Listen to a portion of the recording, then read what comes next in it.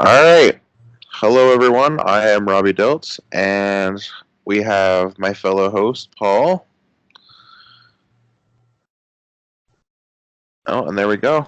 Now your screen's a little bit blurry, but it's kind of fixing Yeah, up now. But whatever. It'll figure itself out. yeah, and I mean, we just started recording too, so everything was a little off for a second or two. But, anyways, this is going to be our final Night of Wrestling episode, and I know it's a little bit. Oh, he says.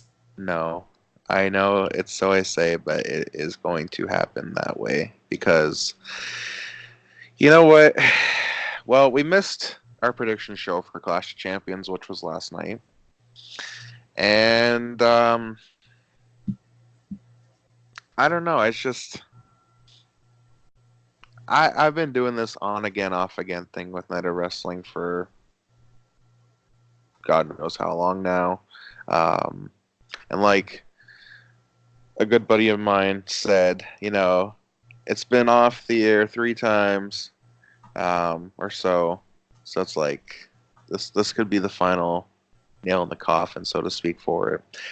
Anyways, Paul and I are here today. We're going to review Clash of Champions. Now, I know you didn't get to watch the We're full. gonna we're gonna review a show that I only saw a 30-minute highlight package of. Yay! Exactly. Quality content. Yeah, like I was saying, he didn't get to watch any of the pay per view besides a 30-minute package. I got home from work last night and ended up watching the whole pay per view. And I'm going to rate each match, while Paul will probably talk bits and pieces of stuff that he saw, and I'll throw in some little bits here and there. But we'll get started with the pre-show matches. The first one Who was the the hell is Humberto Carrillo? first match, the Cruiserweight title match. Yes, Drew Gulak defended his Cruiserweight title against Humberto Carrillo and Lince Exactly Dorado. my point. Exactly. Like, Hold on. anyways. Let me look this guy up. Maybe he looks familiar once I put a face to the name. He doesn't have a picture on his Wikipedia. Who is this guy? Jeez. Ultimo Ninja in Mexico, obviously. He's also competed in Okay, so second cousin of Garza Jr. The next. Okay. Yeah, it was an all right match, I guess, for a pre-show.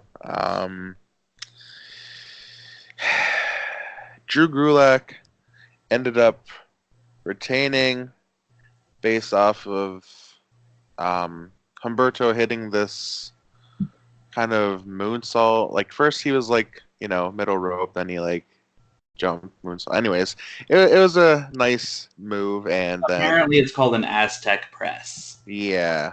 Wikipedia. Okay, so he hits the Aztec press, and then Drew Gulak comes in and basically chucks Humberto out of the ring, basically stealing the pin. Okay. And um, I had to give that match a 3 out of 5, to be honest. Um, I mean, everything in the match was pretty solid. Um, Yeah, like the cruiserweight division, and it's going to get better in good time because 205 Live is ending, but the cruiserweights are going to NXT, so that it's going to get better in time. They always put on stellar matches. They're always a good warm up. They get the crowds blood pumping. They get them loud, so that helps. Them going to NXT, it's going to be perfect. Hopefully, that means just more for them moving forward. And Drew Gulak kind of leading the division, heading into that. Uh, that's only going to be a good thing. yeah, for sure. So yeah, I gave it a 3 out of 5, based off of just the solid match it was and all the moves going on and everything. It was just a well-rounded match, but it wasn't going to get any higher for me in that aspect until, obviously, like you said, the cruiserweights will step it up and they'll get better as time goes on. The next pre-show match was the U.S. Championship match between AJ Styles and Cedric Alexander. Um, Again, this wasn't a 4 out of 5 matchup for me, but this was a 3.5 for me. Um, I really think that, well, like you said before we went on air, like Cedric is not on AJ's level. Of course, this match wasn't gonna be too long, and 4 minutes 55 seconds according to Wikipedia. exactly. So the stuff that went on in the match was all right, and then after the matchup was done, when AJ retained, he continued to attack Cedric. The OC came out and helped, and that was basically pretty much it. I'm doing a podcast.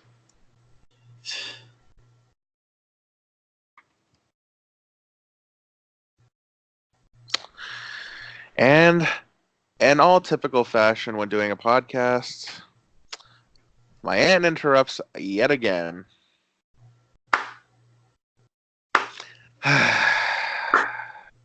Never fails. That'll be fun to have on our new project. We'll get into that later. Exactly. But yeah, so it'll be the last time it happens on Night of Wrestling, so hallelujah. Anyways, so as I was saying, that was basically it for the match, and I should probably put my phone on silent. However, I have my phone on silent? Yes, I do. Perfect. Okay. Thank you for reminding me to do something that I've already done. No problem. Yeah, it's like I said, 3.5 out of 5 isn't too bad of a score, but really, is there anything you want to quite add to that? No, I would have liked to have seen this match just because I know how good AJ is and how good Cedric is. It's a shame that it was short, but what are you going to do? I really have nothing to add to this. Yeah, okay. Well, we will get right to the main show, which kicked off with the Raw Tag Team title match between Seth Rollins and Braun Strowman defending against Robert Roode and Dolph Ziggler. Before I give it my rating, I will actually go into a little bit of detail. This was a pretty decent matchup. It hasn't hit a 4 or 5 yet for me, personally, but for what you expect, and obviously, I would have predicted that Seth Rollins and Braun Strowman were probably going to lose their tag titles, which they ended up losing anyways. So, yeah, we got new Raw Tag Champs. And they are they're glorious. Apparently so.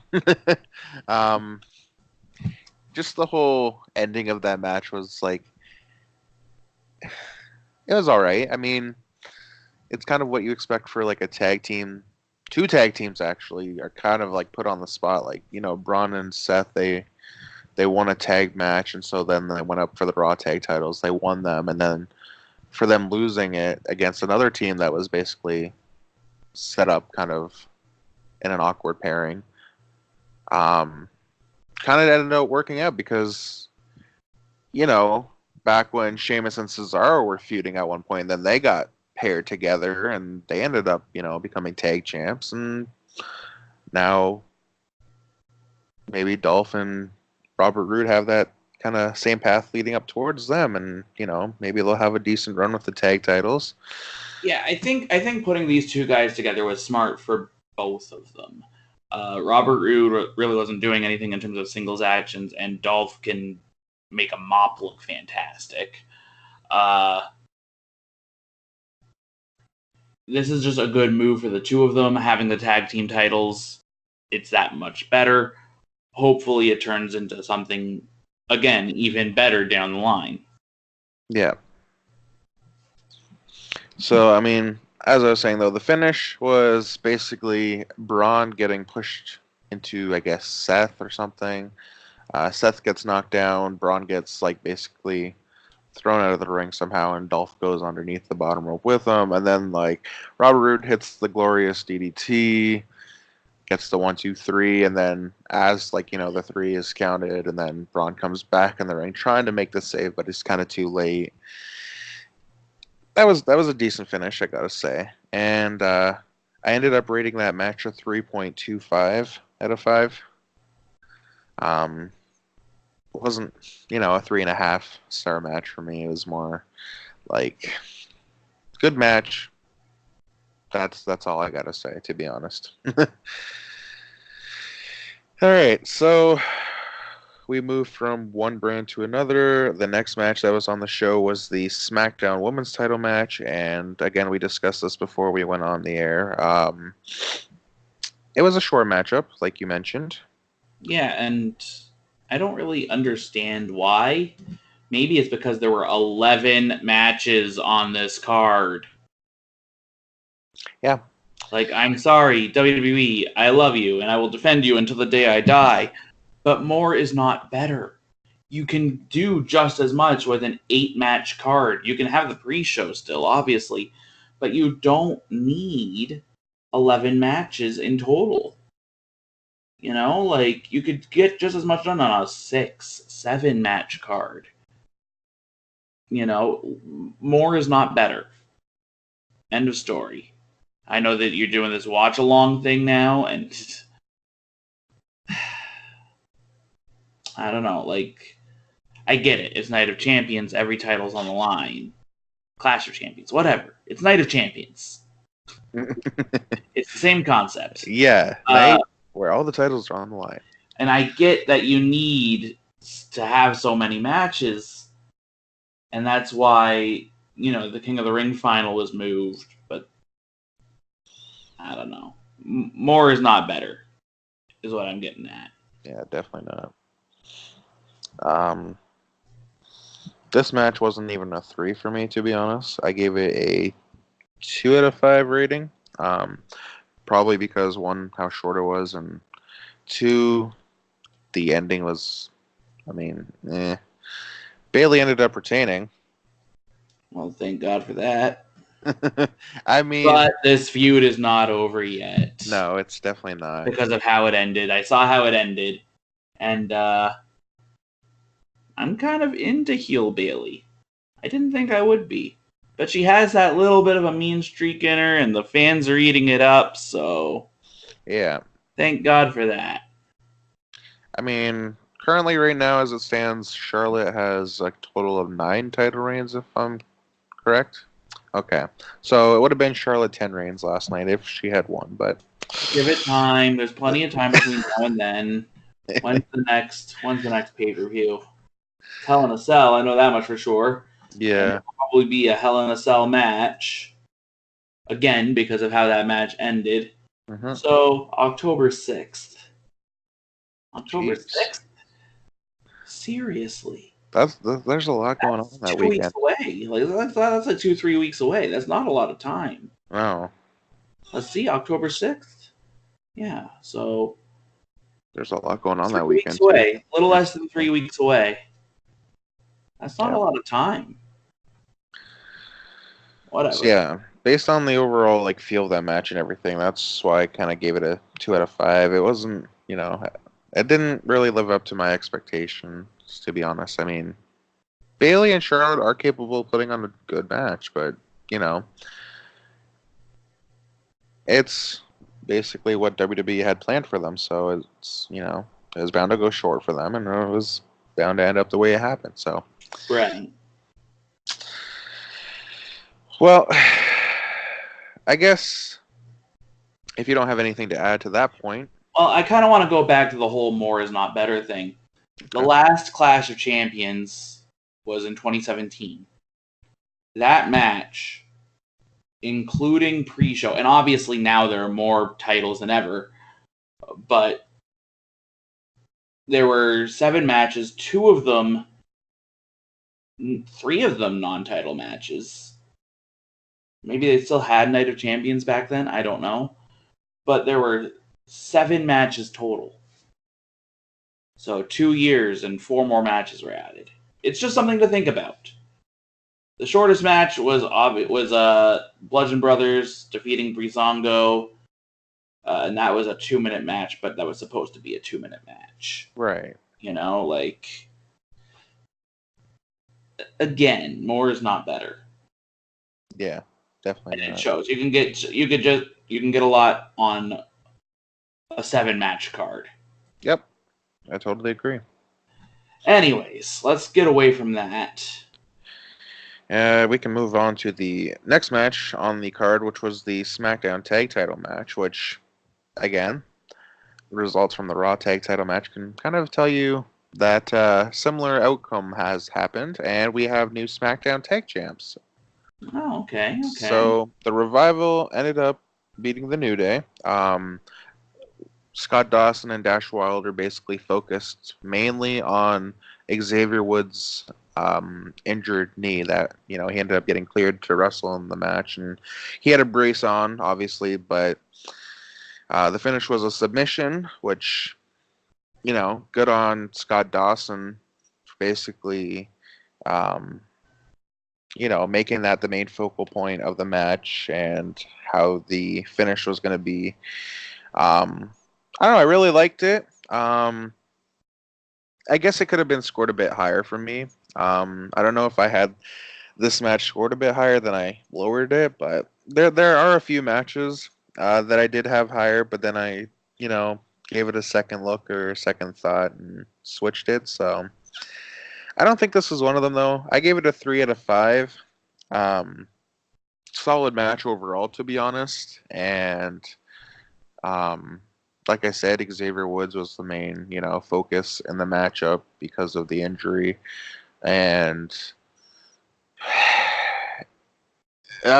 Big E took a decent, I'm trying to remember what the name of the move was called. A shatter machine outside of the ring. Okay. So that was basically what took Big E out of the matchup for, I guess, the ending. Right here, the climax saw the Revival perform a shatter machine on Woods, then forced him to submit to an inverted figure 4. Yeah, they gave Woods a shatter machine as well. But yeah. It's interesting that they would have them do the figure 4 with Charlotte being right before, but whatever. Yeah, it's true. I mean, it was a decent spin on it though, at least, because obviously it was, inverted. But it doesn't still, matter. I know. Not in the grand scheme of things. Yeah, I mean, to be honest, there were a few matches. Well, not really a few. There was another match in particular that had the figure 4 used. We'll get right into that later, though. But yeah, if you have nothing to add about the SmackDown Tag Title match, No, I'm glad that the Revival is having their chance to shine once again. Yeah, for sure. I think they're a strong tag team. I've really got nothing more to say about them. But again, with SmackDown about to make the jump to Fox, it just seems like a strong move. Yeah. Nothing against the New Day, but let's be fair, the focus has been on just Kofi for a while now. Yeah.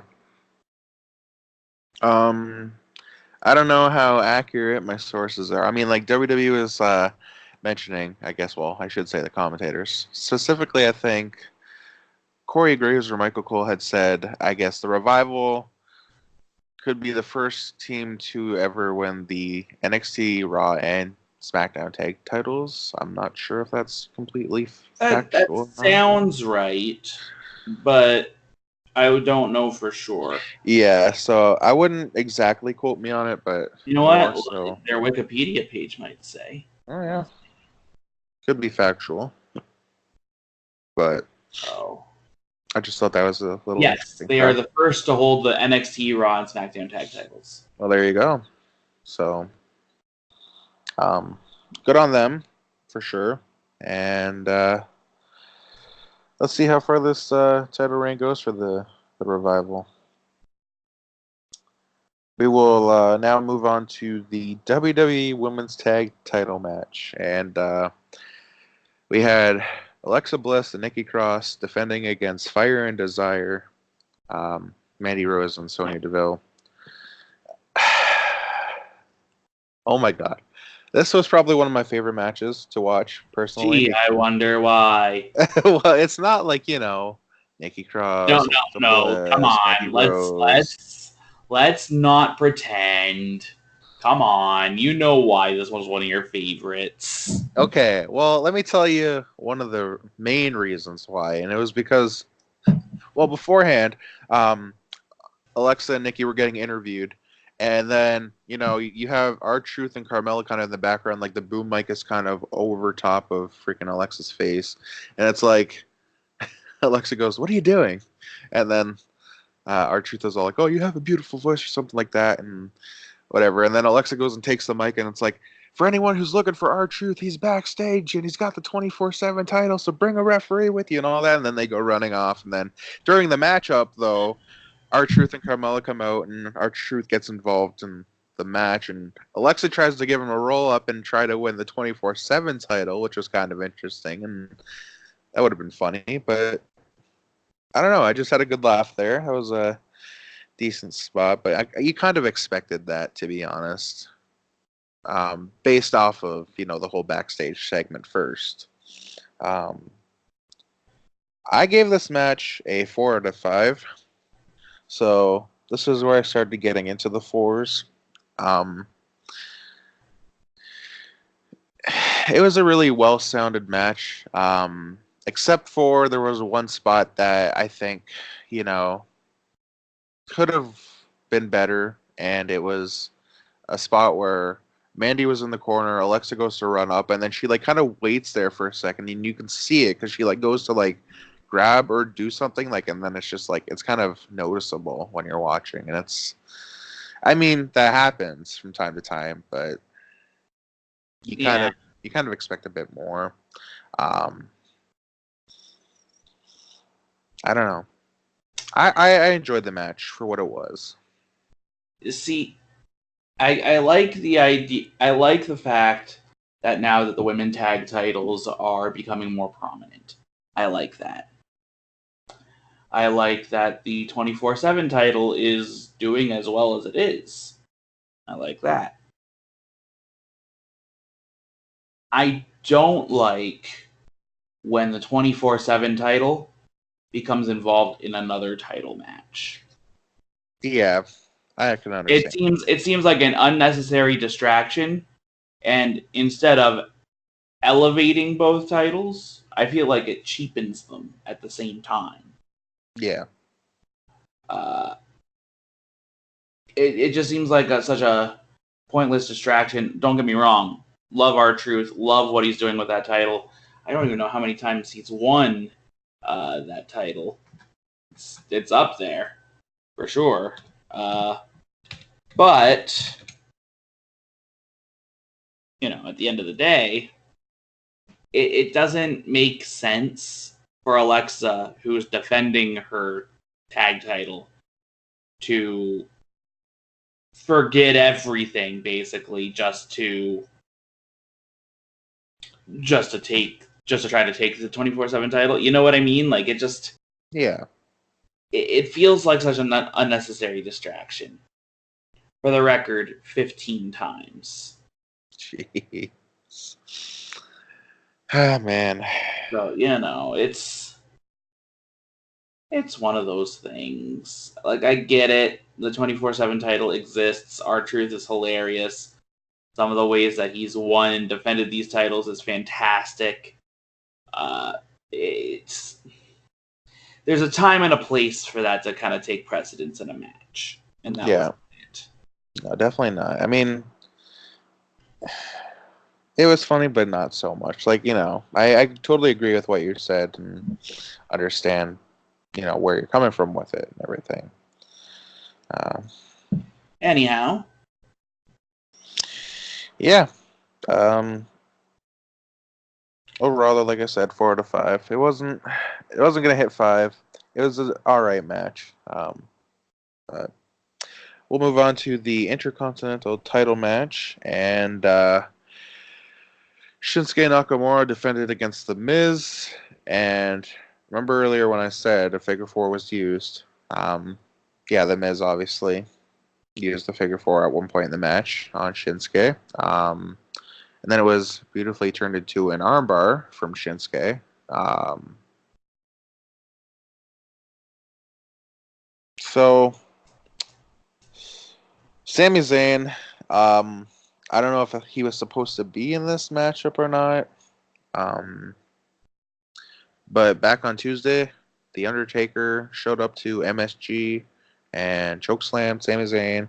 So Sami Zayn, I am speaking too fast. All right, so Sami Zayn showed up to Clash of Champions with a neck brace on, and basically he was Shinsuke's cheerleader on the outside, so to speak. And then finally, at some point, they decided to cut Sammy's mic, and then at one point in the match, the Miz comes out, grabs the mic from Sammy, and basically just chucks it up the ramp. And it was like, all right, that was all right, because but realistically, Sammy could have grabbed just another mic, but then they would have done the same thing. I don't know.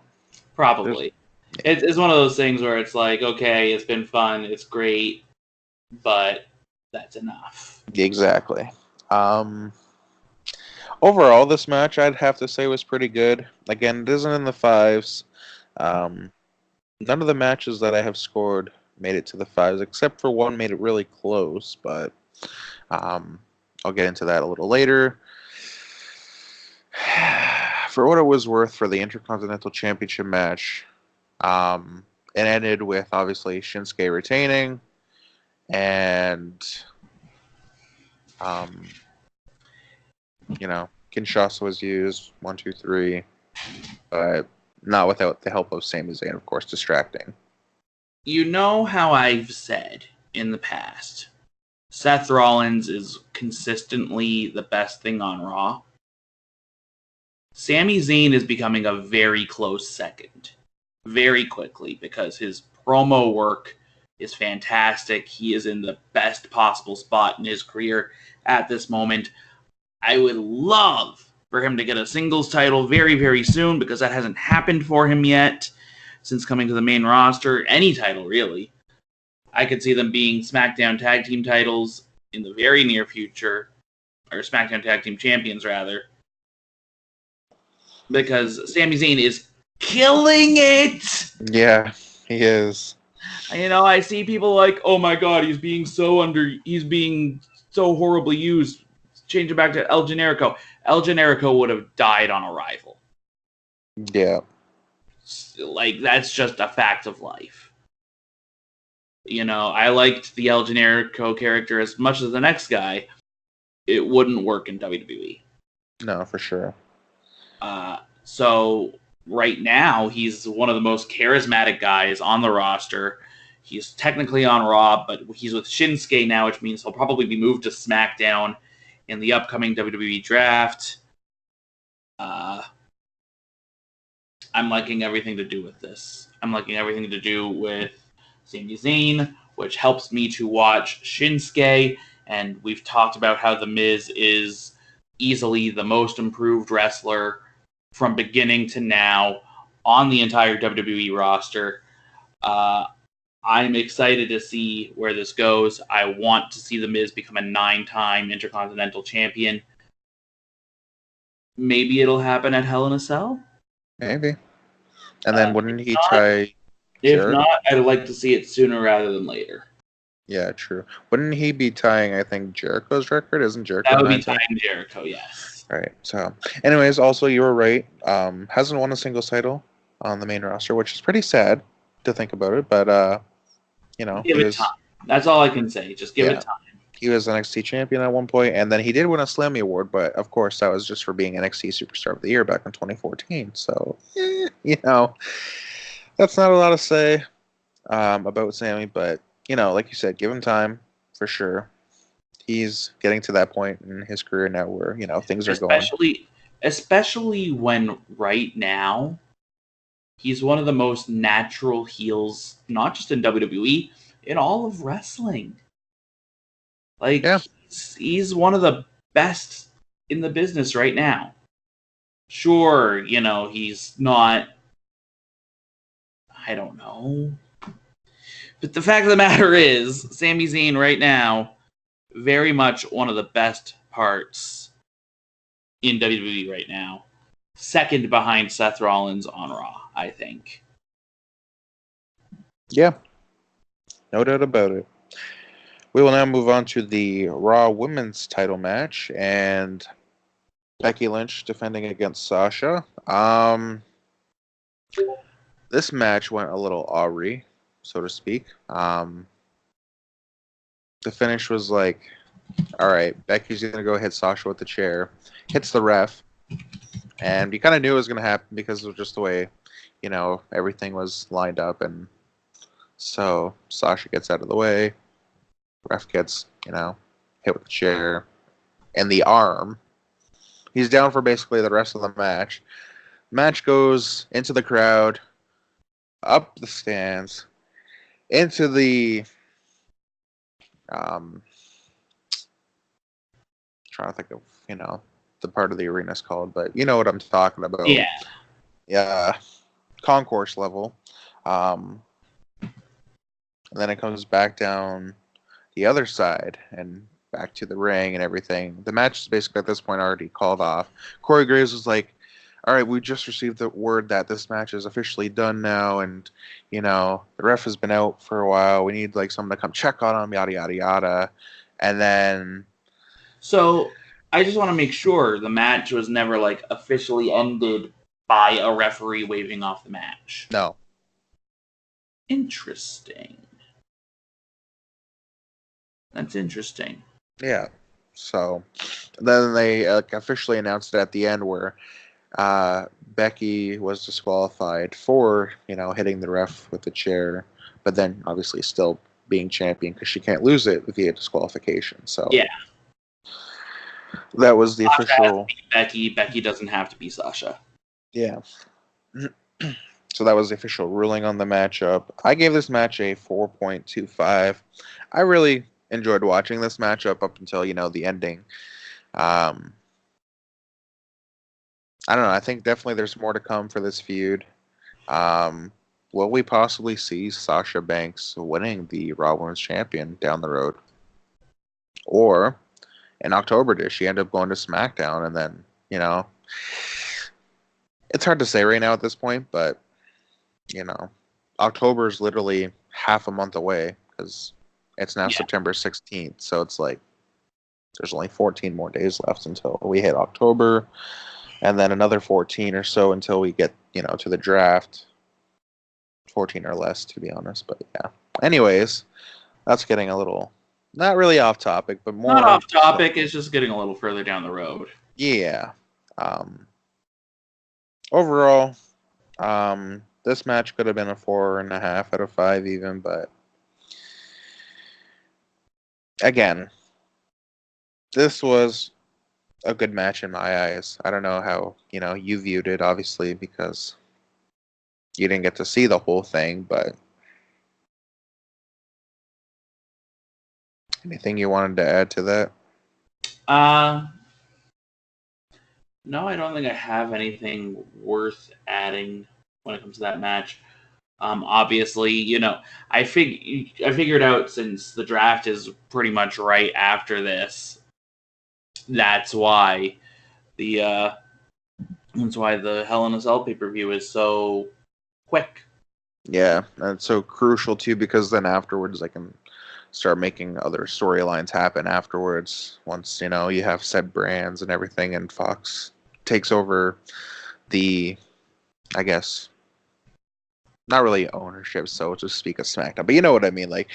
SmackDown moves to Fox, and then Raw and SmackDown are off again, and I don't know. Not much more to say about the Raw Women's title match. We will move on to the WWE Championship match, which I gave a 4.5 out of 5. Really solid matchup. Really good spots in the match. Kofi ends up retaining. Trying to remember now. I just basically deleted my note. Oh no. Oh no. Oh no. Okay, so we're at Kofi and Randy. Yeah. So just read off what Wikipedia has to say. Kofi Kingston defended the WWE Championship against Randy Orton. During the match, Orton performed a snap power slam on Kingston for a near fall. Orton performed an RKO, only for Kingston to place his leg on the rope, thus avoiding the pin. In the end, as Orton went for the punt kick, Kingston countered with a Trouble in Paradise to retain the title. Yep. I don't know. I thought that was pretty interesting that Randy Orton was going to go use the punt, and then that whole finish transpired. Again, this feud is not over yet. I'm sure there will be one final match at Hell in a Cell.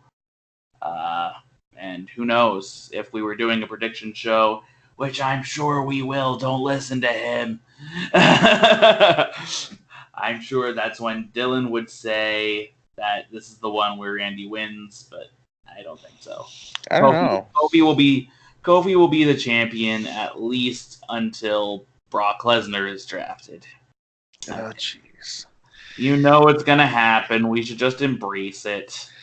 I mean, I don't like it any more than you do, but no. I mean, I really thought that. Embrace it. I really thought that last night could have been the night that Randy won it, but like you said, embrace it. Sure. So that note that I had on my phone was basically all the ratings that I had for each matchup, but there's only a few more matches to actually talk about anyway, so I kind of remember basically what I gave them. I got nothing really more to say about the WWE Championship match. It was fun to watch, and yeah, let's move on to the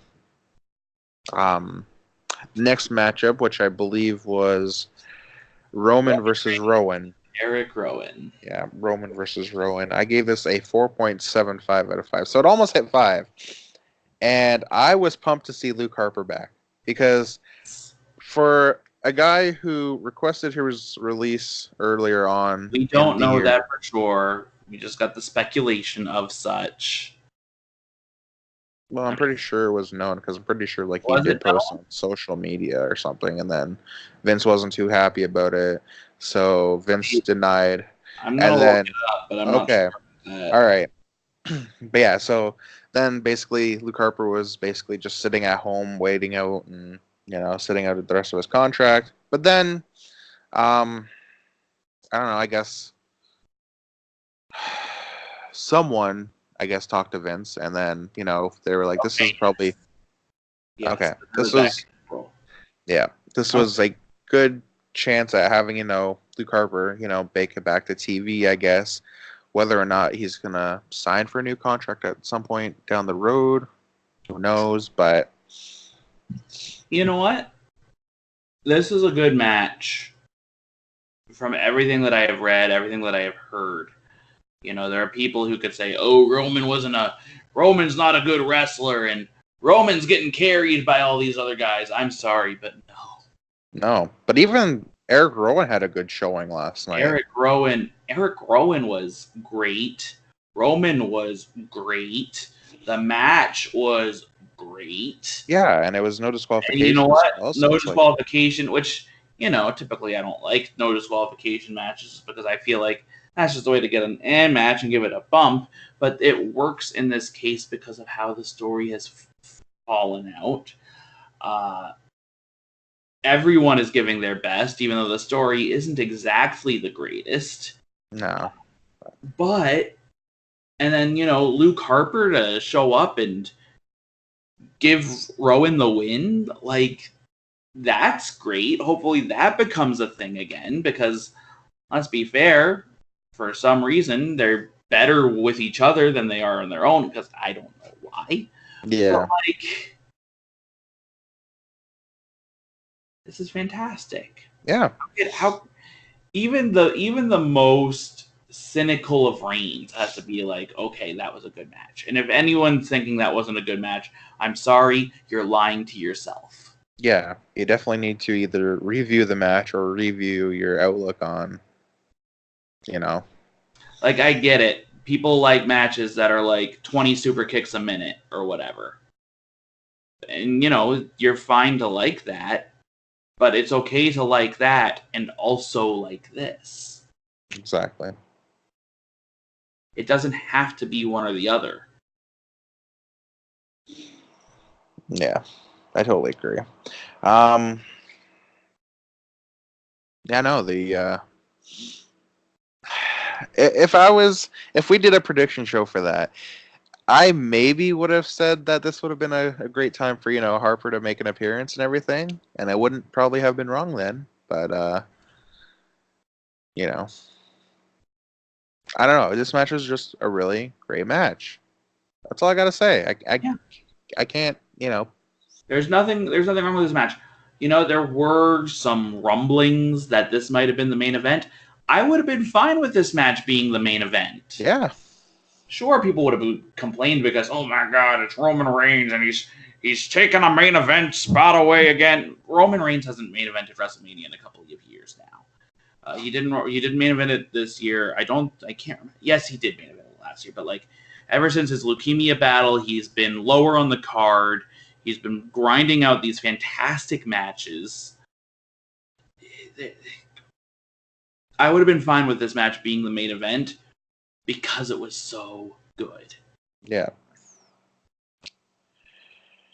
All right, and speaking of the main event, yeah, we will get right into that. Seth Rollins defending against Braun Strowman, and decent Universal title matchup. And I mean, I can't really say it was decent. I can't even remember what I rated it now. I had it on my note on my phone, but again, somehow I managed to delete it. Don't know how that happened, but it wasn't a 5 match. I'm going to be honest. I think this might have been the end of Braun Strowman and his believability to win the title at this point. Yeah. And I hate to say that because Braun Strowman is a beast. There's no two ways of going about it. I like Braun Strowman as much as the next guy. I like Seth Rollins as much as the next guy. It's just, this is rough. Yeah, and I'm sorry, but 4 curb stomps and a pedigree, and that's how Braun Strowman gets finished. I'm reading this right now. In the main event, Seth Rollins defended the Universal title against Braun Strowman. During the match, Rollins performed 3 super kicks and a frog splash. However, Strowman kicked out. Before the referee could even begin to count, apparently. Yeah. Strowman performed a top rope splash for a near fall. I'm sorry, but you've got 400 some odd pounds jumping out of the air, crushing your ribs. Like I like Seth Rollins as much as the next guy, and I can suspend my disbelief with the best of them. But that's game over. Anyone who's like 400 some odd pounds, like that's the end of your rib cage. But anyways, then Rollins performed 3 stomps, all of which resulted in near falls. Strowman went for a running power slam. Strowman's leg gave out, allowing Rollins to perform a pedigree and a 4th stomp to retain the title. There was something about after the match, but we're going to get into that in a second. I really like the ending of the match. But no, I think Strowman now is officially branded as a guy who can't win the big one. And it's a shame, because look at him. I mean, yeah, you say look at him. I'm looking at him like I never really thought that, he would end up winning a main title like, the WWE or the Universal. But I think that his problem is, and it sounds stupid to say, but it's almost like he's too big. You know what I mean? Like, Braun Strowman, hold on. I need to find Braun Strowman so that I can get the stats. There it is. Okay, hold on. Braun Strowman, according to Wikipedia, is 6'8", 385 pounds. I don't want to say that he's too big, because there have been bigger champions, absolutely, but like, he might be too big in today's era where people like the smaller guys. Which, there's nothing wrong with liking the smaller guys. I could genuinely say that Seth Rollins is the best thing of Raw, perhaps even all of WWE. I keep on saying Daniel Bryan, when he was the champion, was perhaps the best thing on SmackDown. I just said that Sami Zayn's the second best thing on Raw. Like, there's nothing wrong with liking the smaller guys, but sometimes it's like, I kind of want to see a big guy. Which is why I'm glad, even though he's not necessarily a big guy, I'm glad that Bray Wyatt is going after Seth Rollins. Yes! Yes, the Fiend That's last gonna be night. fantastic, especially with his new Fiend gimmick. Mm-hmm. I'm excited for this. I am excited for this. I'm wary of the build-up because, let's be fair, Bray's only had one match since coming back, and that was against Finn Balor. So I am wary. Mm-hmm. But I'm glad that this is a thing that's happening. I'm glad that, they're giving this a push. They're giving this a chance. Would I like to see Bray take the title? If we were doing a prediction show, I don't know which way I'd go. But I would want to see The Fiend be the Universal Champion. It would be interesting to see what comes from that. Yeah. But let's be fair, Rollins will probably retain on that match, and will hold it till Royal Rumble, I want to say. Kind of a bold prediction. But, I mean, I don't know. I don't think The Fiend loses that match particularly, but I mean, they kind of have to protect both of them here at this point. So it's like, do they not have I don't think there's anything wrong with Wyatt taking the title, though. There's nothing wrong with him losing that for sure. I mean, I would like to see Wyatt hold the title for a very long time, but I don't know. We'll just have to wait and see what happens. But yeah, I think that's pretty much it for this episode and for the final episode of Night of Wrestling. It might be the last episode for a while, but it's not the final episode. Don't